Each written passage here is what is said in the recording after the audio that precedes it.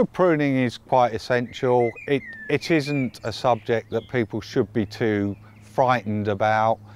All you need to really do is to prune the tree into the shape that you're quite comfortable and quite happy with. It's a good idea to always look at the tree before you start pruning, to sort of sum up, you know, is the tree in balance? Is there a branch that looks very out of place? And if so, remove it. It's not something to be too frightened about. Timing of the pruning is key. There's two basic principles to follow. Winter pruning will generate growth. Summer pruning will generate fruit bud development.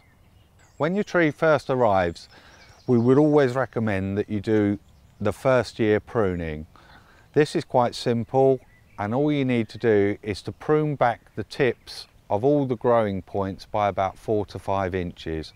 This will strengthen up the branching, ready to bear the fruit in future years, and also to produce a more bushier plant. So here we have an old cordon fruit tree, and we're going to show you how to prune the cordon tree. It's very simple.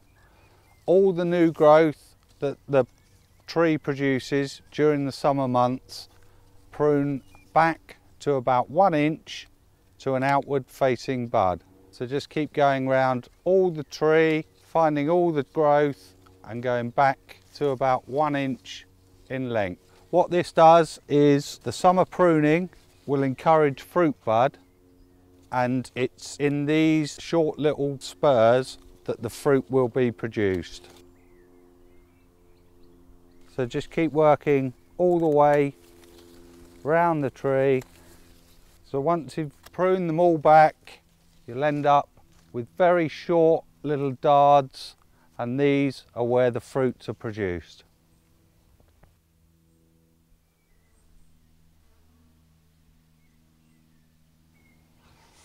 Okay, here we have some espalier fruit trees. This is a pear. It's probably around 20-25 years old, well established, but the pruning is pretty much the same technique as with a cordon. We prune back the shoots in the second week in August and prune them all back, are coming out sideways to 1 inch, roughly about 1 inch to an outward facing bud. We don't want the fruit hanging out, we want all the fruit on the framework.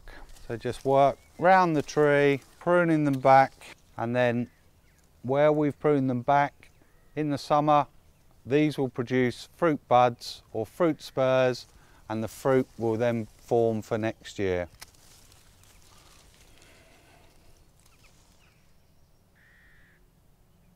The most common mistake people make when pruning that we've seen is they'll go back and they'll prune too much fruiting wood off the tree.